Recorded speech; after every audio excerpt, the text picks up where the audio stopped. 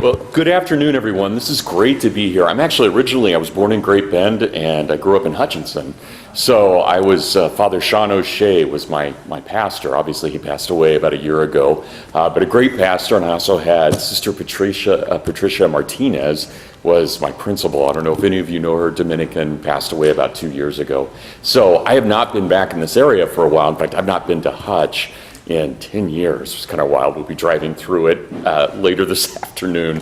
So it'll be interesting to see. I'm sure it's changed a lot since I was class of 1986 from high school there. So it's been a bit since I've been there. But anyway, I'm looking forward to it. But I'm really honored that Dusty invited me for this. We had a wedding yesterday in Kansas City. Thanks, Dusty. We had a wedding. So we actually left Michigan. I don't even know if I should tell you. I'm so bad about technology, but I set my alarm on my iPhone, which is right over there, and my students tell me it's already ancient. I think it's an iPhone 5 or something, and now they're on 10. But anyway, I set the alarm for 5:38 because it's a 10-hour drive from Michigan to Kansas City, and we overslept. And we got up, we realized how late we were, we got in the car. This is my oldest son, Nathaniel, by the way, who is a sophomore at Hillsdale. And we got in the car, we get to the church at 5:29, wedding started at 5:30. We walked in, we got in, we were fine. And suddenly at 5:38, my phone went off. And anyway, yes, let's just say and I was looking around thinking, who was the jerk who left their phone on, right? But that was me. So anyway, it was all for my niece, Natalie, but it just didn't go quite right. So, okay. So I'm very glad to be here. And again, thank you so much for having me. Even driving into Kansas today when we left from Kansas City this morning, and even the lady in the toll booth was so kind, and I thought, yeah, this is Kansas. It's just, it's great to be back here. Absolutely great. So I want to talk today, I'm giving 2 lectures, so one now and then one roughly about 3 o'clock. And in this one, I want to talk about a figure that would have been very well known 30 years ago, 40 years ago, but has mostly been forgotten. And this is a man, Russel Kirk, who I think is one of the great converts to Catholicism in the 20th century. And I'll talk a little bit about that. But in the second talk, I'll talk a little bit about J.R.R. Tolkien and C.S. Lewis and so forth. But to talk about Kirk, someone that I've had a chance to spend a lot of my life with. I never met him personally, but I've been reading him. I started reading his famous book, The Conservative Mind. It was a critical book that he wrote in 1953, published it in 1953. I started reading it my senior year of college, which would have been the fall of 1989, and so that means I was reading it as the wall was coming down. And then, of course, we're 30 years from that next year, right? 30 years after the wall fell. And I know that a lot of what you've been talking about over today and yesterday, has been really looking at all the troubles in the world. Those troubles, of course, are not new. I think even our political correctness that we have to deal with in so many places, which of course is a violation of free speech, and it's often has all kinds of hidden agendas within it. It's not liberal by any means, even though people we call liberal often are in favor of it. It's just a violation of speech codes. It's often very much against Catholicism. It's often very much against Judaism. There are all kinds of ways that they kind of get around, at least in the name of liberalism, by attacking some of those things. But what I noticed by studying Kirk and going back to the 40s and 50s is that Kirk was really dealing in many ways with very similar problems, and in some ways worse. In 1953, to have published a book called The Conservative Mind, he was an absolute outlier in every single way. To do that now, in 2018, you might be somewhat scandalous, but it wouldn't be by any means the kind of shattering thing that it was in 1953. And I try and remind my students of this, that no matter how poorly we think the world is going at the moment, if you can imagine, think about being a good American citizen, someone who you knew your Constitution, you knew the American Revolution, you understood the founding. Imagine what the world looked like in 1953. It's chaotic now, but then it was systematically brutal. Now, imagine when the communists controlled half the world in 1953. And think about at home where we had this kind of really, to be a little bit crass, we had kind of a tapioca conformism in America, where you either were a part of corporate society or you weren't. And everybody pretty much thought alike, whether you were at this school or that school. There was not a lot of diversity of thought. I think in many ways, as terrible as things can be right now and as chaotic as the world is, I think you and I, standing in this room, are in a much better position to be able to speak our minds, to find an audience, even if it's through decentralized things like social media. We can find an audience in ways that many people in 1950, 51, or 52 would not have been able to because of how much was controlled by certain elites in New York City, especially the major publishers, but then elsewhere as well. And there are weird things that come about. For example, something we would probably never think of as being critically important, the rise of science fiction in the 20s and 30s, almost always edited by Jewish publishers and almost always written and illustrated by Catholic writers in the 20s and 30s. We hardly ever think of that. But of course, if you were Jewish, if your last name was Goldenstein, there's no way you're going to work for Harper's. There's no way that you're going to work for any of the major companies. You're done. Or if you have an Italian last name, you're just as in trouble as a Jew in New York City. So there are a lot of alternatives that are being put forth. And Kirk actually comes out of that tradition. He comes out of that tradition that's very much a minority, but meets in places, science fiction conventions, horror conventions, these kinds of things. And Kirk comes out of that in many ways. And so much of what we probably take for granted now was really laid by a lot of people who put themselves on the line between the 20s and the 50s and really kind of attacking that conformist culture at the time, and not a good conformity by any means, so there may have been positive things to it. So I want to talk today, this afternoon, about Russel Kirk. And again, I'll give a bit of a background about him, and I want to talk about why we should take him more seriously than we do. And since this is going to be generally an audience that I think will be sympathetic, regardless of what you think of his politics, if you're not a conservative, no worries, right? That's not what I want to talk about too seriously. I want to talk more about his own understanding of the world, which had a conservative element. But Kirk's conservatism was not the kind of conservatism that we see on Fox News today or on Rush Limbaugh. His conservatism was a very deeply held conservation of the best things of the past. So Kirk, when he's developing the idea of conservatism, his first question would be, if you want to call yourself a conservative, you need to ask what it is you're conserving. What is it that really matters? And Kirk's answer, as we'll see here in a bit, that he struggles with, and a fascinating figure in so many ways, his answer is essentially, if we're not conserving human dignity, there's nothing that we're really conserving that's worth conserving. So the idea that we would be just traditionalists for the sake of being traditionalists is absurd as being progressive just for the sake of being progressive. We have to, through prudence, judge things. When we inherit something from our fathers, our grandfathers, our grandmothers, when we inherit those things, we have the duty to judge them. We have to decide, is this a good thing? Is it a bad thing? If it's a bad thing, can we reform it? If not, we leave it behind, and we can only judge that by permanent standards, or as Kirk would say, maybe too often, he used this all the time. We have to judge by the permanent things. What are the permanent things? And by that, it sounds, he used it so much it became a little bit trite, but he basically means, do we believe in the dignity and the freedom of the individual? And he sounds, even as early as 1953, he already sounds like John Paul II.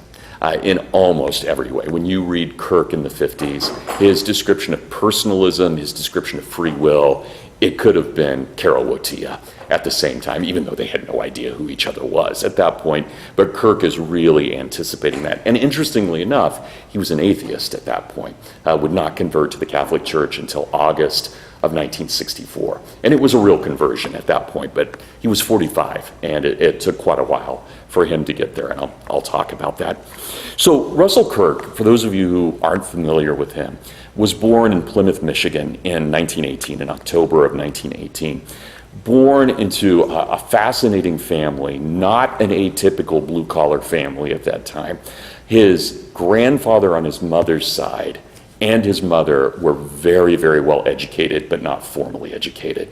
They had come on actually one of the ships in 1623. They were old Calvinists that had come over to New England. Like many Calvinists, after about 3 generations, lost their faith in New England and started migrating west. It was not an atypical story at all. And so his family had begun migrating. They had gone into upstate New York, eventually ended up in central Michigan, where they made a lot of money as lumber barons. But Kirk's side of the family had not received any of that money at all. And his father, of course, his name is Kirk, but it was his mother that he really identified with. His father was kind of a ne'er-do-well, that is, Russell Kirk's father was, but his mother and his mother's father were deeply intellectual, very romantic, read everything possible, and certainly were people of great integrity in every way. But whenever they had money, they usually spent it on books. So Kirk, now Plymouth, for those of you who've been to Ann Arbor and Detroit, Plymouth is actually a beautiful suburb now. But when Kirk was born in 1918, it was a pit. It was, even at that point, it was a railroad town that had already seen its best days. So I also always like to point out, I think there's a bit of nice irony in this, that the father, and Kirk is definitely regarded as the father of modern conservatism, whatever we think of it today. When it was founded in 1953, he's the father. But as he founded it, he was not wealthy, and that's going to be a pretty important part of the story. He did not come from privilege by any means. In fact, quite the opposite. There's a great moment where his mother, in the middle of the Depression, tells the family they have no money at all. They have nothing.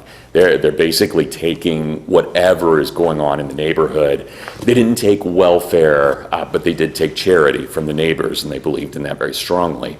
And they were taking money and food from the neighbors. And they have this great book collection.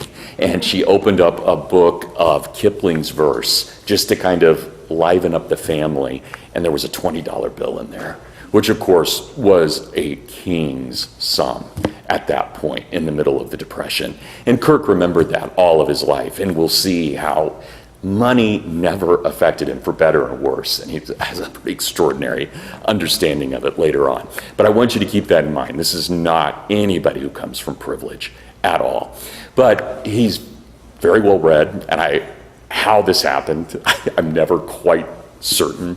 At the age of 11 and 12, he decided that he needed to decide. So imagine, this is born in 1918, this is about 1929, 1930. He decides, as an 11-year-old, that he needs to have a view of the world, a good view of the world. So he goes to the library and he checks out the collected works of Karl Marx, and he gets all of Jefferson's writings. And he reads them both. By the time he is done with his 12th year, he has read Das Kapital. And this guy's outrageously smart, obviously extremely talented. He's read it all, and he's decided that Marx is bunk, and he's a Jeffersonian. All right, so that about 1930, and we'll see that, and he's an extreme Jeffersonian, close to anarchist, not in the bomb-throwing sense, but in the kind of libertarian sense by the time World War II starts. So he's very well read. He also, people find out very quickly, this guy can write. And so he starts publishing reviews for local papers and essays by the time he's 14. And by the time he gets to college age, and he doesn't know what he's going to do, no one in his family's ever gone to college. In fact, they thought college was one of those things that would send you in the wrong direction. Now, if you want to read the great books, you just read the great books. You don't need someone to teach you that. But because of an essay he wrote, he won the National Senior Prize 1936 for Scholastic Magazine, the best essay in the country. He was given a full ride to anywhere he wanted to go. And he decided to go to Michigan State. We might debate that, why he's this genius young kid going to Michigan State, but that was only about an hour away, and he had never been out of Michigan, knew really nothing outside of Michigan at that point. He goes to Michigan State, and when he's there, he comes across a couple of used book owners in town. Michigan State, of course, has always had good used book shops. He meets a couple of them. They had there's a little congregation of people there, and I don't use that word lightly because it's kind of their own false religion, but there are a whole group of people there who are very much in love with T.S. Eliot's main advisor at Harvard, a philosopher almost everybody has forgotten, a guy named Irving Babbitt. But no matter what Babbitt wrote, this was basically gospel for them. And Babbitt can be summed up pretty easily. I mean, he's a very complicated thinker. But he essentially says that we need what he called a new humanism. And that humanism is one that would take equally seriously, and I don't have the six figures. He had six figures in his head. Confucius was one, Buddha was one, Jesus. So I've got those three for sure. But I think it was also Aristotle and Cicero. I can't remember the sixth one, but you get the sense there. These are all incredible people. He thought if we could all just study these six, we would have a very, very good world. Any of you have read T.S. Eliot? This is all over, especially in The Wasteland, when Eliot is using Hindu writings and so forth. This is all stuff he learned at Harvard from Babbitt. So Kirk falls into this group, and it's not a bad group, but Kirk has never had religion in his life, nothing. His parents had given up their faith. In fact, they did seances and they talked to the dead. According to Kirk, they levitated things during their spiritualisms. He had no sense of religion at all. And so discovering Babbitt was great. And he read everything he could. Everything Babbitt wrote, and one of Babbitt's best friends, a guy named Paul Elmer Moore, he read all of that. So he graduates from Michigan State, 1940, gets a full ride to Duke, and to go get his PhD in history. Never has left Michigan before. Gets on the train, goes from Plymouth all the way down to Raleigh and to Durham. Is just astounded. This is a world he's never, ever seen outside of Michigan before. But he gets to Duke, and he's bored out of his mind. He doesn't think any of the other grad students have anything to contribute, and he thinks that his professors really don't know what they're talking about.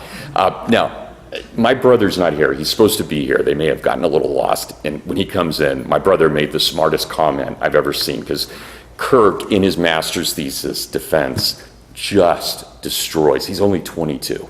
He destroys his professors, and then he writes about it afterwards, and it's embarrassing to see where he just takes these guys apart. And as my brother said, this is everything good about the smartest guy you've ever met, right? It's like he knows he's that smart. And there was a bit of arrogance in that when Kirk takes these guys down. And they actually, to their credit, they want him to stay for the PhD. He says, no, this is not what I want in my life. He leaves. After a year, he writes his master's thesis in 3 weeks. It's still in print. University of Chicago published it. It's a biography of Jefferson's Speaker of the House, a guy named John Randolph of Roanoke. Still in print to this day. Kirk wrote it in 3 weeks. This is how good he was. So he takes off, and as soon as he gets back to Michigan, of course, the war is kicking into gear. Now, he cannot stand, and I don't want to get too political here, but it is Kansas, right? It's Wichita, so this won't shock all of you. He cannot stand Franklin Roosevelt and the New Deal. Franklin Roosevelt is a kinder version, and this is how he would put it, he's a kinder version of Hitler. So, and that, again, take it for what it's worth. He's a young man, he's got a lot of opinions, he's a smart guy, but he's very anti-New Deal. So when the war starts, he's not sure what to think. Frankly, he's happy the Soviets and the Nazis are fighting each other. He thinks that's the best of all worlds, let them destroy each other, and then America can kind of come in and rebuild after that. But the war obviously starts. He's drafted. And I'm not going to read much from this, but I have to read just a couple of things because I think it's just stunning. And I would guess there are some of us in here who are going to agree with him a lot, others not in the least. But he's drafted, and he's already got a master's, but he doesn't want to be an officer. That would be giving too much credence to the Army, and he doesn't think that the Army, basically, he just doesn't want to give that over to the Army. So he's made a clerk at the Thule Proving Grounds outside of Salt Lake City, about 90 miles to the west of Salt Lake City. This is a chemical weapons testing base, still there. And so this is the beginning of that. He's sent out there, and he's there. He is drafted in 42, and he does not get released because he's actually quite good at his job, not surprisingly. He is not released until the summer of 46. That's not atypical, even though the war's over in September.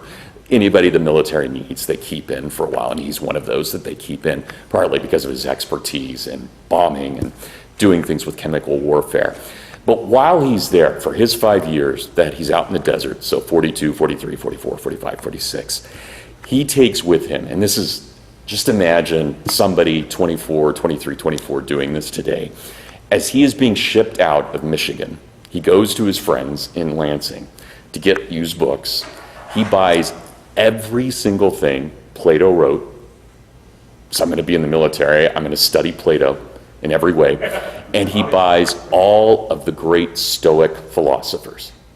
So people like Zeno, Cicero, Cleanthes, later Marcus Aurelius, right? This whole, and I'll talk a little bit about what that Stoicism meant to him. But this is essentially his religion. So he's taken with him Roman and Greek authors. And that's no joke. That's what he does during the war. He reads as much as he can, and he goes hiking all the time. Remember, he'd never been out of Michigan or the passage between Michigan and North Carolina. Now he goes to the West for the first time. He's never seen a place like Nebraska or Kansas. I mean, this is foreign territory to him, and you can imagine what the desert looks like as he's out there. Now, interestingly enough, his middle name is Amos. And I love that, right? Russel Amos Kirk. So here he is in the desert with the great prophet's name, Amos, and that's going to be pretty important to him. So he is an atheist at this point, but he does write, and I'm not going to read this letter right now, but he does write a letter back to one of these bookshop owners, who's his best friend, in Lansing. And he says, you know that I don't believe in anything. I never could, right?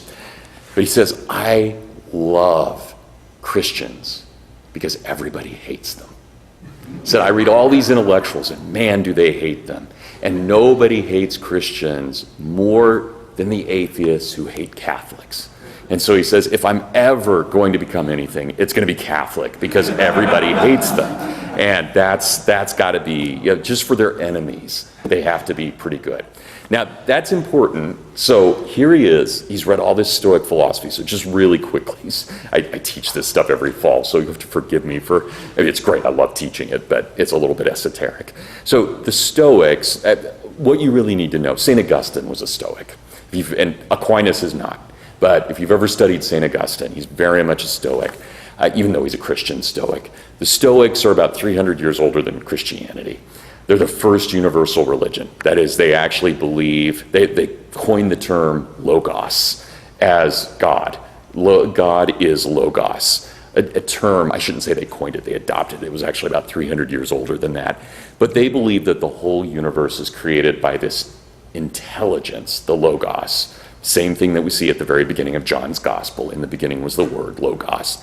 They believe that this is the fire that creates the universe. So there's this very interesting, 600 years older than Christ, there's this interesting image within paganism of, Lewis would call this fulfillment, right? It's not accidental that God would give this image to the Greeks, that they would have this, but that's what Kirk believes in.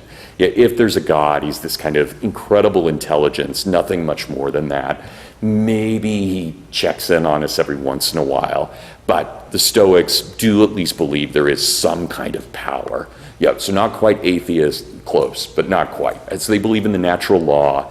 They tend to believe in natural rights. Interestingly enough, though, I think especially for us, and I always, when I hear people bash Western civilization as being the domain of, basically dead white males, I think about the Stoics, because the Stoics were the very first people, in fact, all the way back to before Socrates, who argued that all people were equal regardless of how we appeared, if we're black, white, male, female. This is all over the Stoic writings, because if you're made in the image of the Logos, that's what matters. Who cares where you're born, when you're born, or what you look like? That means nothing. Even women had an equal place within Stoic thought, which is stunning given the time period. So not quite accidental, but very important that all of that is there. So here's Kirk after he's written, if I ever became anything, it'd be Catholic, but that's not going to happen. Right? So I love this. He's writing this September 17th, 1942. He's always a good writer, but this is even beyond. And I remember I had the privilege to go through his personal correspondence. This letter was one of those, after I read it, I had to go outside and just kind of breathe. It was that powerful to understand this 24-year-old and what he had just understood.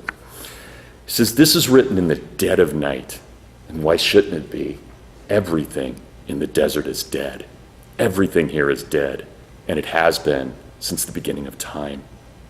I handle special orders, travel orders, daily bulletins and the like, and a great many stencils to type. And here we have me. I intend to do some literary criticism while I'm here in the Salt Lake. Officers are affable, hours required are briefer than those I had as a civilian, and the work is light and usually infrequent. I've grown to endure this country, for I am a Stoic, and I take a certain pleasure in feeling that I'm a tough inhabitant of the most blasted land in this continent. There's leisure here, and there's a lot, in fact. The winters are said to be dreadful, but I have found fears have exceeded realities here as almost everywhere else.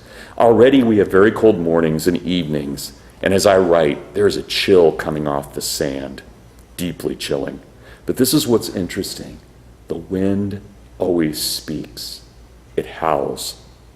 And I can't help believe that maybe the Stoics were right, not just in their philosophy, but in their understanding of providence.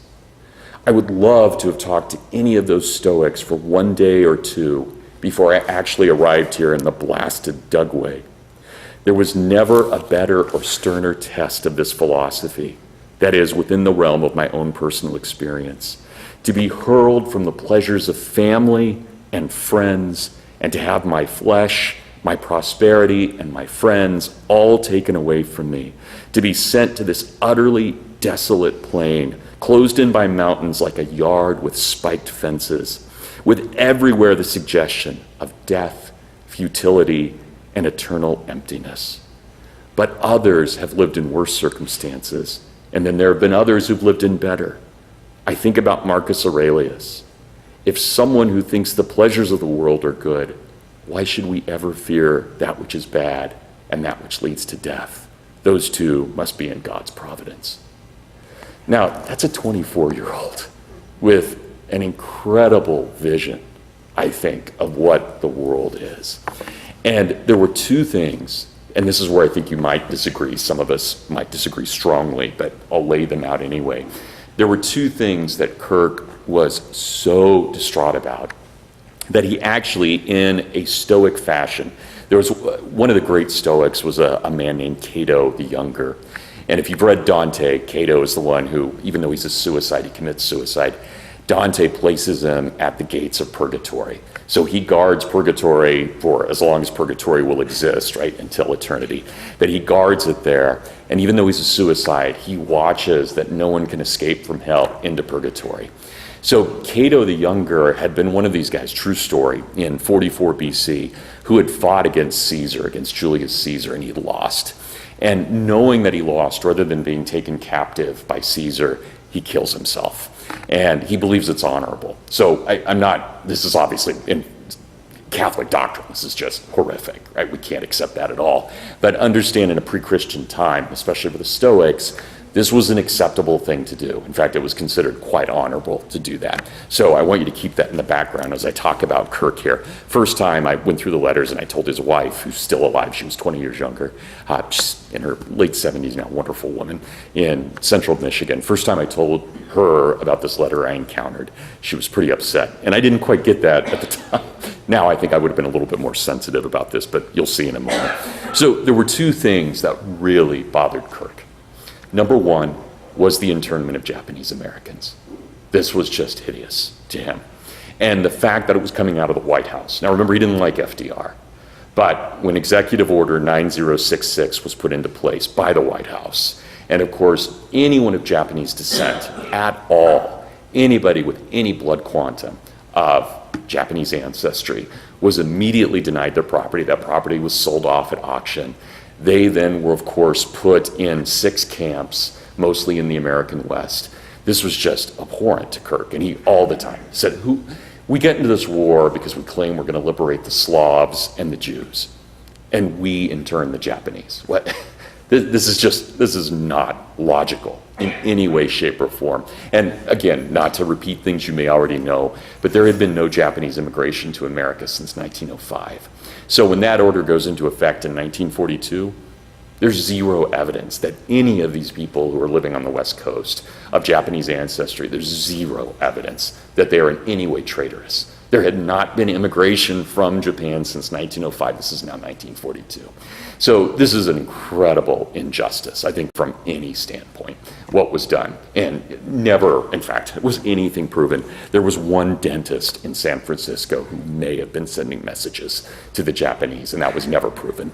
So that's the only case we ever have. So Kirk, on his first furlough, he's in Salt Lake. He hitches a ride up to Pocatello, Idaho, which is one of the camps. And an amazing story, only Kirk would have seen this, but he gets to Pocatello and he walks into the Japanese internment camp, where Japanese have been regarded now as non-humans. It's just official. They have no common law rights, no right to trial by jury, they can't witness, nothing. They're without any rights. And so a Japanese man is trying to negotiate with a butcher, a white Idahoan, a butcher, and they get into an argument. Kirk sees this, it's in his diary. And the white man, takes the Japanese man, throws him up on the wall, pulls out a butcher knife, and pins him to the wall. Kirk's right there. He witnesses all this. Guy survives, Japanese American survives. I forget which shoulder, but it missed the vitals. But Kirk sees this. He's already going up there to try and figure out if this is just or not. And he sees something like that. And of course, there's nothing you can do against the white Idahoan because he's attacked a non-person. There's no rights at all. And Kirk is just stunned by this. And this will never leave him. He dies in 1994, but to his dying day, this is a huge thing. All right, this is going to be a lot more controversial. The other thing that Kirk is deeply disturbed by is the dropping of the atomic bombs on Hiroshima and Nagasaki. This is horrifying to him. And it is everything that he had feared about what the New Deal would lead to and what, as he put it, what progress was. Nothing made Kirk a conservative more than the dropping of the atomic bomb, which he saw as the ultimate expression of progressive society. This is what progress is. Progress is towards destruction. Here's what he writes in his diary the moment he gets the news. And I'm sure, again, this is all familiar to you. Hiroshima may have been slightly legitimate because of the military presence was there, but Nagasaki, of course, was the center of Asian Christianity. It had been an Asian city since the first Jesuits had arrived in the 16th century. And there was a military presence in Nagasaki, but it was because those people living in Nagasaki were pro-Western. So the military was put around Nagasaki to guard it, to make sure that the pro-Western Japanese living in that city would not betray Japan, because they were in communication with the Vatican as well as with the United States. So when we wiped that out in August of 1945, we destroyed the capital of Asian Christianity in a moment. It's just, of all targets, this is the weirdest target. And I don't mean to suggest that the life of a non-Catholic Japanese is worth more or less than a Catholic Japanese, but from any standpoint, from any practical, efficient standpoint, it's outrageous that we would have targeted Nagasaki for this. So this is what Kirk writes. We have just crushed an insect with the club of Hercules. The doctrine of progress is this most interesting instance of America's blind and foolish confidence in their new God. That's capital G, progress, right? God, G, capital P, progress. None of them, now I'm not quite sure why he puts these people together, but he does. None of them, not Joseph Smith, not William James, not John Dewey, ever had an idea what their progress was towards. They just believed we should progress. Thus far, it appears to me apparently that progress has meant one thing in the world: annihilation. In 10 years, what will we have? Nothing but a new and improved atomic bomb. We have now, this is a critical moment for him, to think about this and what this means. We have now dealt more death and destruction in the span of a week than every boogeyman of the Middle Ages with their devil and their Inquisition were able to accomplish. Now that's a powerful moment for him, because growing up as he did, Catholics may have been interesting, but they've been the bad guy for a lot of history. Remember, he comes out of that old Puritan tradition, and even if they don't believe the theology anymore, that's part of it. So this is what he says, and this topic bothers him all the way until his death. This is what he writes just 5 years before his death. Let me give you a few words concerning power.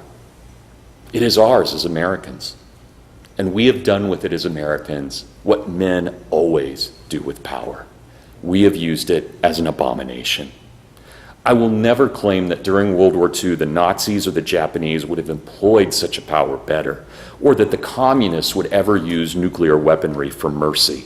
On the contrary, I am absolutely certain that had the Japanese or the Nazis or the communists ever employed nuclear weapons against us, they would have done far greater mischief than we have done. But does that ever excuse us? The learning of a physical science, the perfection of technology, these are the gifts of God to be put to the use of the improvement of reason. And what have we done? We have taken the gifts of God and we have achieved mastery over nature and over humanity. And that mastery has been utterly brutal. We Americans happen to be the first in the race for the acquisition of the tools of mass destruction and slaughter. And what have we done? We did exactly what the Romans did when they took out the Carthaginians. We brutalized and we annihilated them. This is what progress is for. So Kirk, to the end of his days, could not get over this. And the part that really upset his wife, and I understand, is that for 6 months after the dropping of the atomic bomb, Kirk could not decide if, as a member of the U.S. military, he had a duty to kill himself, to make amends for what the military had done. He debated this for 6 months, and finally, of course, decided not to. But this was something that his diary is full of debates, going back to Cato, going back to Stoicism. So it's a fascinating thing, and please don't think Kirk's not depressed. He's not crazy. This was just something he felt this was his duty to contemplate and to think about. And that's amazing that he felt it that deeply. I'm sorry my mom is not here yet. I think she'll be here later. But she tells me the story. My grandfather in Hays, Kansas, was in charge of getting men at Walker Air Force Base, in charge of getting them ready for the invasion of Japan. He was Army intelligence there. And my mom, she will be here, I'm sure, she's 83, incredible person in every way. But my mom, because she knew her dad was military intelligence, performed a dance for him. She spent all day when she heard that we had dropped the bomb on Hiroshima, spent all day getting a dance ready so that when he came home for work, they would celebrate. And my grandpa walked in, my mom, who I don't know what age she would have been, just born in 36. Right? This would have been 1945, almost 9. In fact, a month away from turning 9. She did this dance for my grandfather, and my grandfather, being an extremely humane man, hugged her and said, "Thank you, Rita. I understand what you're doing, but you do understand that what we did was kill little girls like you and women like your mother." Now, of course, that's never left my mom. And my grandfather, believe me, is the most humane man I've ever met in my life. This was, you can imagine what that meant to her. And she did not tell me that story until about 10 years ago. I was pretty flabbergasted. That will not ever leave me, certainly. But I understand that understanding of where Kirk is coming from. So let me jump forward just a little bit, and I want to get into Kirk's Catholicism too. I think it's so fascinating to see what he does. So starting in 1945, he starts thinking pretty deeply about the Catholic Church. He starts meeting with a Jesuit in 1953. Loves this guy, and I think only a really trained Jesuit could have handled Kirk at this point. Kirk is obviously he's beyond so much. And so in 1953, they start meeting, and Kirk takes instruction for about a year. And then he puts it aside. He's not ready for it yet. He's still doubting. There's still too many things. He's questioning. So his book comes out, famous book, comes out in May of 1953, called The Conservative Mind. And if you have not read it, I highly recommend it. It is not, don't let the title fool you.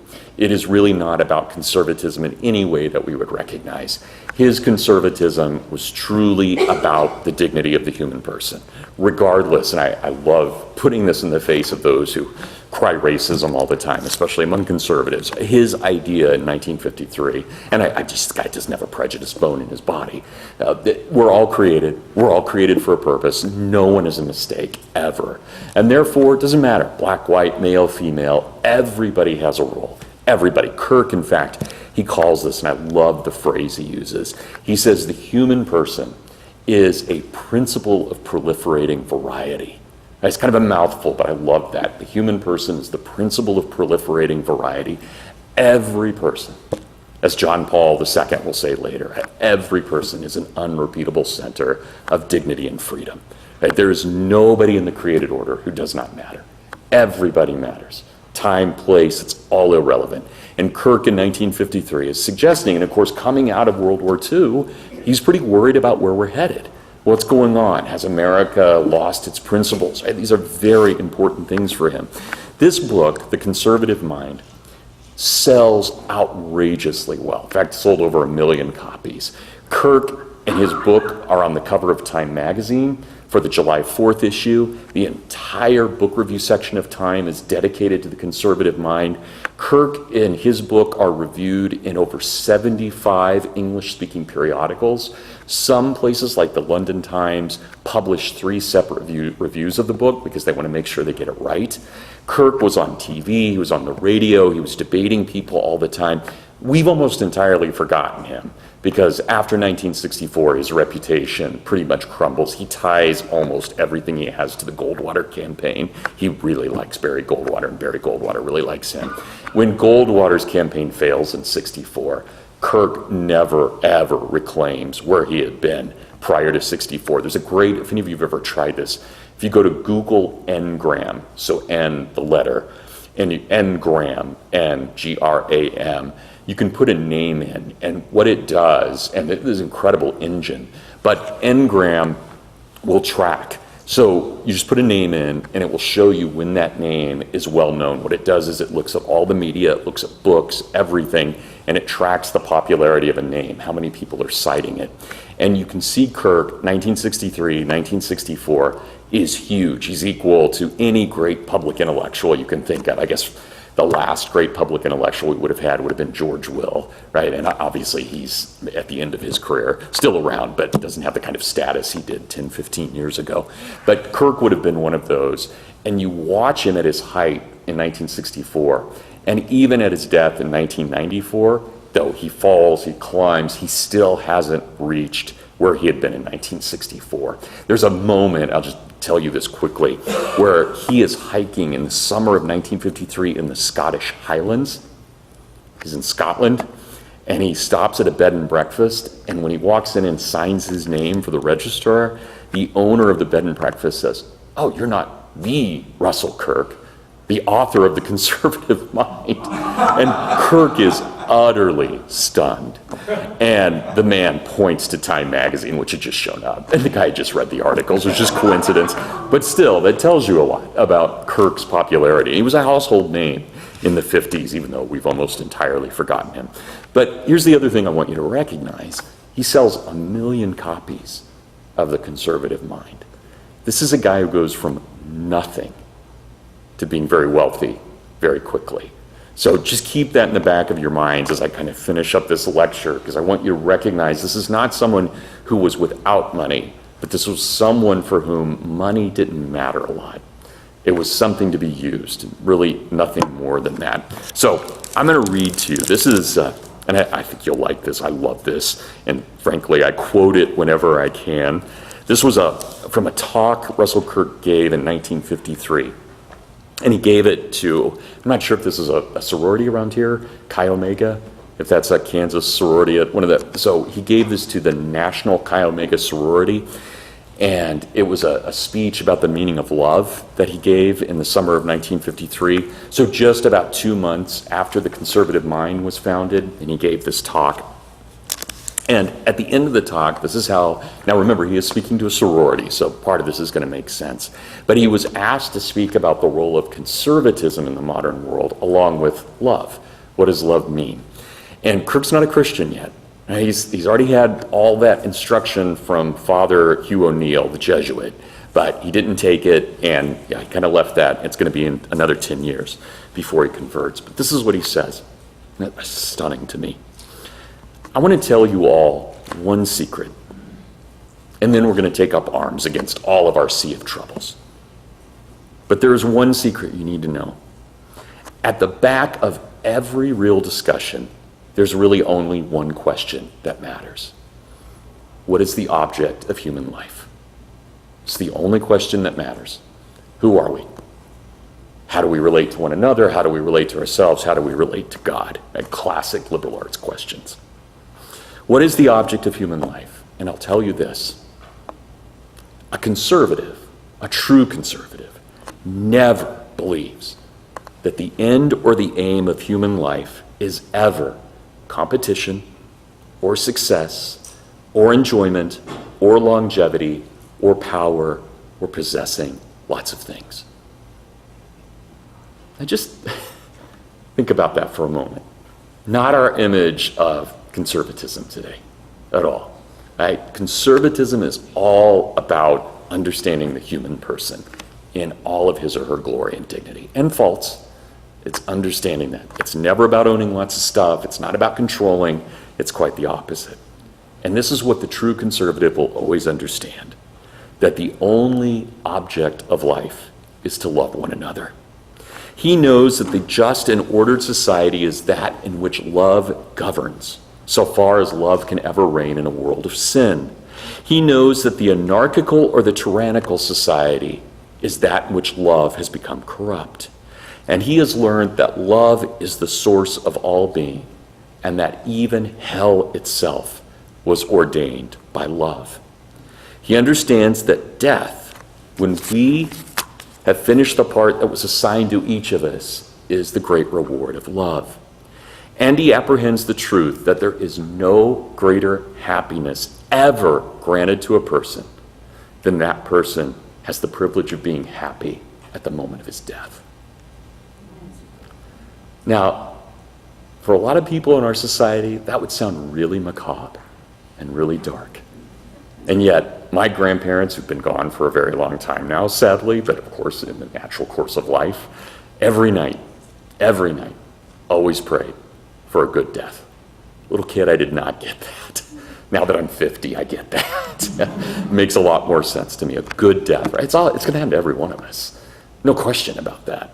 It's how we go, right? And my grandmother, God bless her, she was actually in the middle of the Our Father when she passed away. Amazing. Kirk was sitting in his bed when he died with his 4 daughters around him. I think one was missing, but 3 of his daughters, they were singing to him. And he had just explained to them a passage. Dale, you will appreciate this. He had just explained to them what he thought was a new revelation about the Ballad of the White Horse, which G.K. Chesterton's great poem that Kirk actually had memorized, the entire thing memorized. He had a photographic memory. We didn't get into that, but that helps to be really smart too, to have that photographic memory. But so here he is, meditating on Chesterton, and 3 of his 4 daughters are singing to him, and he dies. That's all he wanted, right? That's pretty amazing. The true conservative never has the intention of converting this human society of ours into an efficient machine for efficient machine operators, dominated by those who claim to be experts and master mechanics. He knows that real people are put into this world to struggle, to suffer, and to contend against the evil that is in themselves and in their neighbors, but always through the grace of love. He knows that men and women are put into this world to live like men and women and to die like men and women. He seeks to preserve a society which allows men and women to attain adulthood rather than keeping them in the perpetual bonds of childhood. And with Dante, the true man and the true woman look upward from this place of slime, this world of gorgons, toward the light which gives love to the poor earth and all the stars. Now, that's the speech he gave to Chi Omega. It's also the conclusion to the opening chapter of his follow-up book to A Conservative Mind called A Program for Conservatives, a mocking title. There can never be a program for conservatives. If you have a program, you're not a conservative. Conservatives understand humility. They understand that every person is unique, and they never want to fit everybody into a box, whether it's all of humanity or a gender or a race or a religion. You have to take people for who they are, everybody made in the unique image of God. He's a pagan at this point. He's not a Christian. In August of 1964, he comes into the Catholic Church, and he takes the name Augustine. Russell Amos Augustine Kirk. And it fits. Now, I'll end with this. We'll take a break here in a moment. But I want to put one more thing forward, because it's easy to say these things. It's really easy to say these things. It's a lot harder to do them. And I am fully convinced that Kirk, in every way, and I didn't tell you this an hour ago because it would have sounded absurd. And when I had the chance, and believe me, this was a great privilege, when I wrote my book on Kirk, I didn't put it in the opening chapter, though it's what everything was about in my book, but I didn't put it until the end. Kirk died in poverty. But he sold over 1 million copies of The Conservative Mind. He also had a novel, which was a horror novel. He actually wrote 3 horror novels. They all did well, but his first novel was called Old House of Fear, that came out in 1960. He sold 1 million copies of that through Avon Books. I'm sure you guys remember Avon, the little paperbacks. It went through 17 printings. Stephen King still regards it as one of the most important books in the history of that genre. In fact, in his latest writings, he's talked about it, even though he and Kirk are opposite on political views. But remember what we talked about an hour ago. In 1950, if you wanted to have your voice heard, you couldn't be in the norm, right? If you wanted to actually make a difference, you had to write science fiction. You had to write horror fiction. You had to write pulp. You had to do those kinds of things. Kirk wrote a book called Old House of Fear, which is a great horror story, but it's really about communism. And it's all there. The vampire's a communist. I mean, you can figure it out pretty quickly. But he did really well. So my point here is this. I'm not encouraging you to all go out and write horror stories, right? But I want you to think about this. Kirk sold more copies of that novel than every one of his other books combined, and he published 30 books during his life. So that one novel was a bestseller for 17 years. He made all of that money, tons of it, and in 1994, when he died, he was in poverty. That's an amazing thing to think about. Now, we could say, and I think we could be legitimately critical and say, obviously Kirk was not a money manager, right? That, I think, is true. There's no doubt about that. But Kirk also, for fundamentally religious reasons, and you guys can get into the theology of this, I'm not qualified to do this. He did not believe in banks. He never used a bank. He never invested his money in any corporation or stock because he thought it was immoral for money to make money. He said money was no different than the food I grow in my yard. I grow it because it sustains me. Money's only purpose is that God gives it to us to use it for others. That's all. And Kirk did not disappoint on this. And I never saw this because I didn't meet Kirk. I've met his wife, and I know what the place is like, so I'll just tell you a couple of things that are fascinating to me. There were moments, and the daughters are all around my age. The youngest daughter is 5 years younger than I am. The oldest daughter, there were 4 of them. The oldest daughter is about a year older than I am, so they're all spread out, 51 to about 45. Incredible young women. But they used to talk about when they would wake up in the morning in their house in Costa, Michigan, tiny little town, 600 people. They never knew who would be with them at breakfast, ever. There was one point where they had 18 Ethiopians living with them and 14 Cambodians. They didn't get along. They had to keep them separated. There were women all across West Michigan that Annette and Russell they would go to crisis pregnancy centers. They would go to Planned Parenthood, and they would offer these women, come live with us as long as you need. You have the baby, put it up for adoption or whatever you choose, we'll pay for everything. You come live with us. They bought, it's this little town, 600 people. They ended up buying close to 10 to 12 of the houses in that neighborhood. And they housed anybody who needed it. One of my colleagues, one of my best friends, Yvonne Pongrassic, you probably wouldn't know him, but he's an economist at Hillsdale. Russell Kirk paid for his mom and dad and him to get out of Yugoslavia during the height of Tito. And Kirk did that for anybody. You wrote to Kirk. I've encountered in his letters before, so he doesn't get married until 1964 when he converts to Catholicism. So he's 45 when he gets married. But in the 50s, there would people, some very famous scholars, who would write to him. They just arrived from Hungary because of the revolution. Dr. Kirk, I've read your book. I have no job, nothing. He would put, and he didn't use a bank. Right? He just kept his money around his house. He would put several $100s into an envelope and just send it off. And I would encounter letters 30 years later from the same people saying, Russell, I owe you $1,000. I never paid it back. And Russell would write back, Russell Kirk, he'd write back and he'd say, first of all, I forgot about that. And second of all, do you think I lent that to you? Did it help? That's all that matters. He never, ever asked for that money back, ever. He gave everything away. That was his life. And how many of us can say that? We're now in the realm of Dorothy Day. We're in the realm of Mother Teresa. And I don't want to say Kirk was perfect. He wasn't. But of course, Dorothy Day and Mother Teresa weren't perfect either. But when he said in 1954, there is nothing greater than love, that is it. He lived that every day of his life in every way he could. So I'll finish with this story. It's one of my favorites. Kirk, as you can imagine, and I haven't gotten into this, he was a deep romantic. I mean, this guy is as romantic as it gets. He is Don Quixote, he's Rocinante. He is tilting at windmills all the time. Some things you'd never think about. He helped out Malcolm X at one point. He funded a lot of black ministers during the 60s, during the civil rights protests. In 1973, he was under investigation by the FBI because he had sent food to the Sioux Indians who were revolting at Pine Ridge Reservation. I'm sure some of you actually remember that. I think Kirk, he was in serious trouble. Nixon got him out of it, but he was in some very serious trouble for some of those things.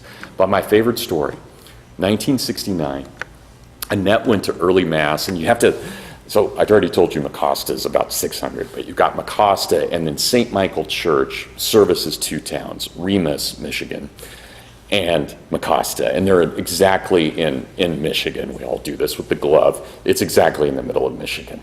So out in the middle of nowhere, really, about an hour from Mount Pleasant, and then maybe 2 hours, an hour and a half from Grand Rapids. So kind of not in the middle of anything.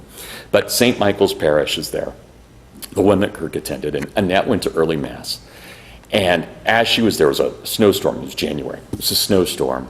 And there was what would have been called then a hobo, right, a bum, who was outside of the church, and he was begging for money, but he was dressed he was very tall. He was about 6'4", looked very Scandinavian, perfectly shaved, was wearing a very nice suit, but still homeless, and asking for money. And he was asking for money by reciting great poems. He too had a photographic memory. He was also autistic. He was reciting from great poems. And Annette, you have to meet Annette. She's a force of nature, Russell's widow. And Annette starts talking to him. She loves this guy. His name's Clinton Wallace. She's, this is great. So she drives back, blizzard, drives back 5 miles to the house, and Russell's still asleep. He's going to go to later mass. And she runs upstairs and gets it. Russell, you won't believe it. There's a homeless man coming. Get ready. As if this is the most exciting thing in the world, right? We've got this hobo coming.